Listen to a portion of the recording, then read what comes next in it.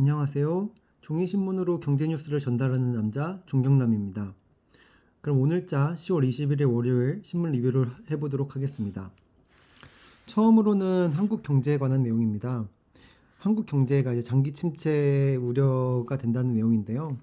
그래서 이제 금리 인하 한 번으로는 부족하다고 합니다.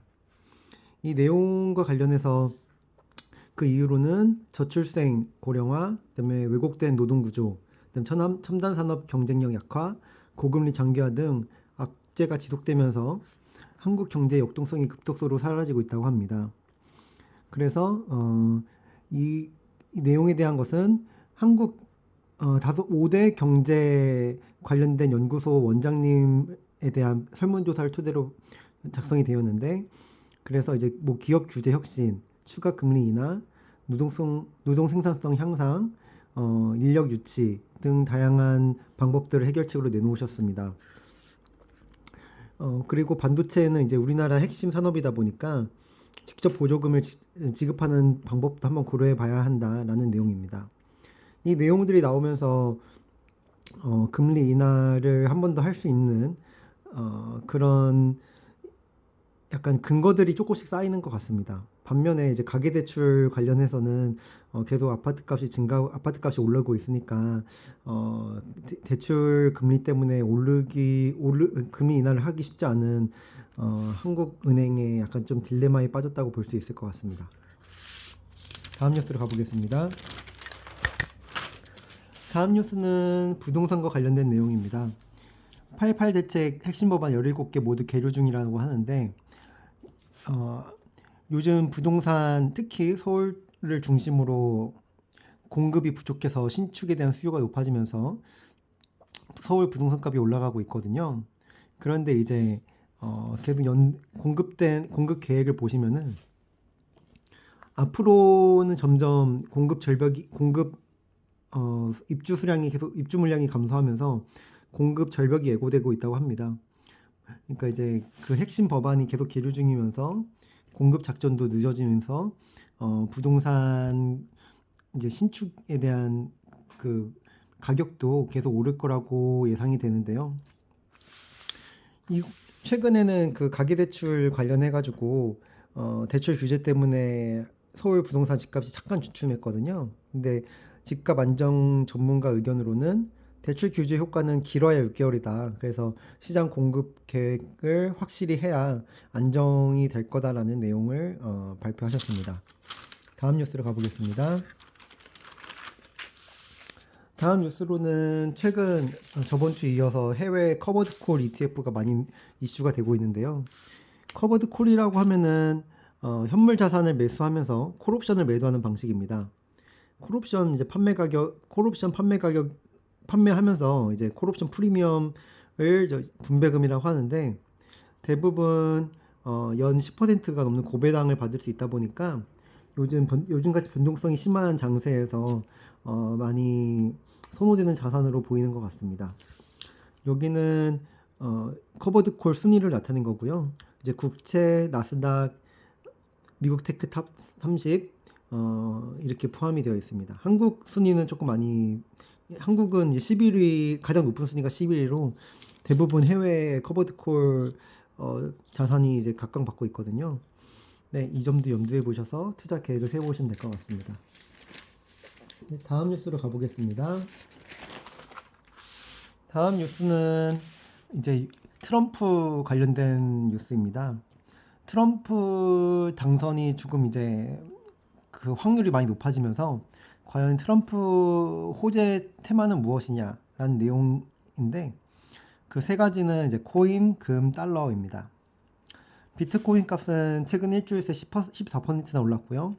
안전 자산인 금, 달러 값도 올랐다고 합니다. 달러 값이 오를수록 이제 원화 값은 그만큼 더 내려가니까 원화는 이제 하락을 보게 될 것 같고요. 여기 그래프를 보시면은 비트코인 가격도 많이 올랐고, 금값 2,700을 돌파하는지 안 돌파하는지가 못 돌파하는지가 이슈였는데 2,700을 이제 드디어 돌파를 했고, 달러 강세다 보니까 원화값은 이제 하락하는 것으로 보실 수 있습니다. 여기 보시면은 이 이유로는 트럼프 대통령이 이제 가상자산에 대한 친화적인 발언으로 비트코인이 많이 올랐고, 그다음에 보호 무역주의와 그다음에 중동 불안과 관련해서 안전자산인 금과 달러의 가치를 상승시켰다는 분석입니다. 최근 금 관련해 가지고는 연초 대비 9개월 만에 한 32% 올랐다고 해요. 32%면 결코 작은 숫자가 아니거든요. 올해 나스닥 수치가 한 3, 40% 올랐으니까 요즘 엔비디아로 인해서 미국 주식을 많이 하시는데 그거에 못지않은 수익률을 보였으니까 금도 매우 큰 수익률을 내는 자산으로 생각해 주시면 될 것 같습니다. 다음 뉴스로 가보겠습니다. 다음 뉴스는 한국 코스닥에 대한 내용입니다. 미국 대선 관련 이제 계절성과 그 코스닥과의 관계를 분석한 자료인데요. 미국 대통령 선거 직전에는 코스닥이 어김없이 떨어졌다고 합니다.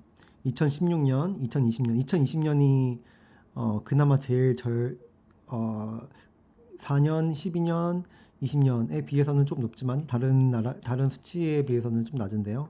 올해는 과연 어떻게 될까요? 올해도 과연 제 생각에는 확률적으로 접근을 하자면은 아무래도 하락하지 않을까 싶습니다.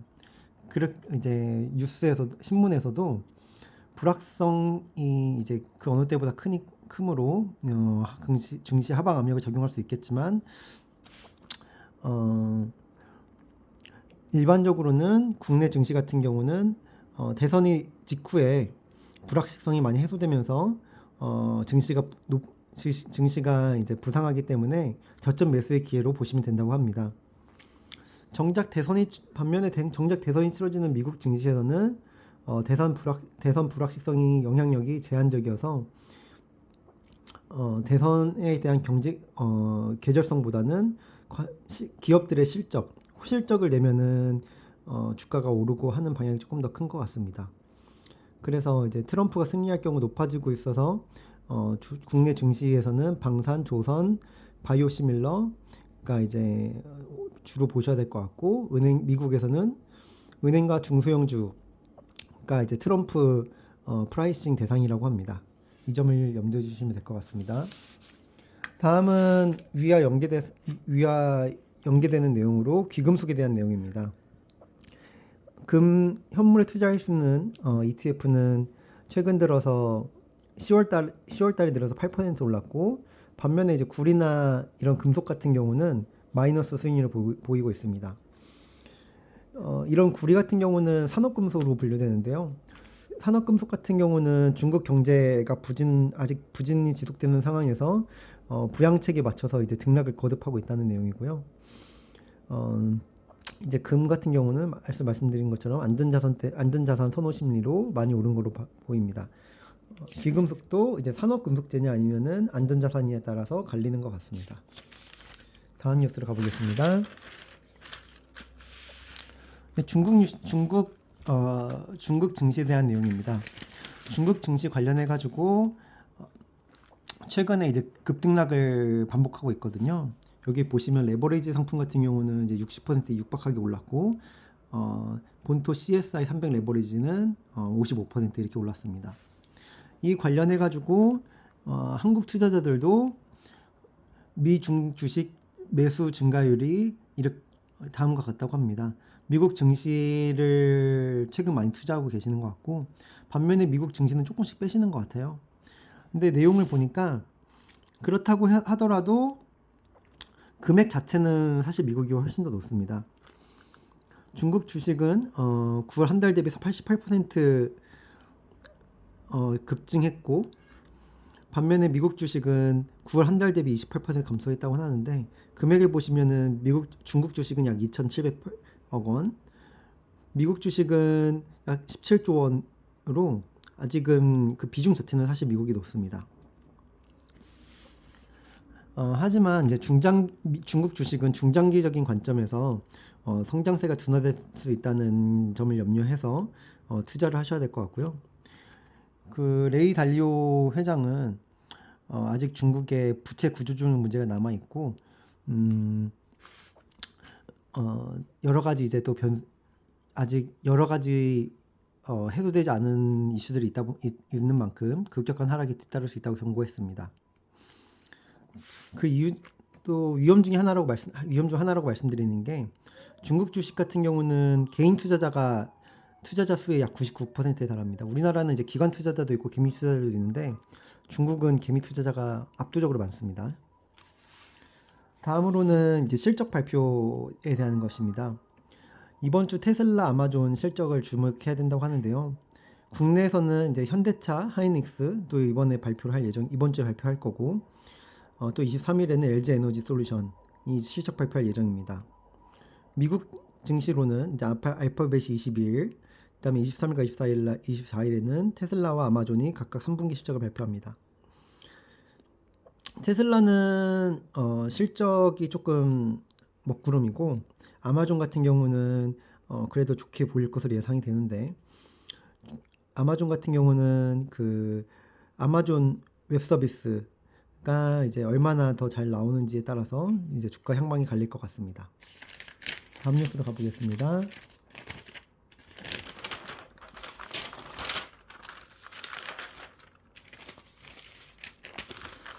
네, 오늘 신문 리뷰는 여기서 마쳤네요.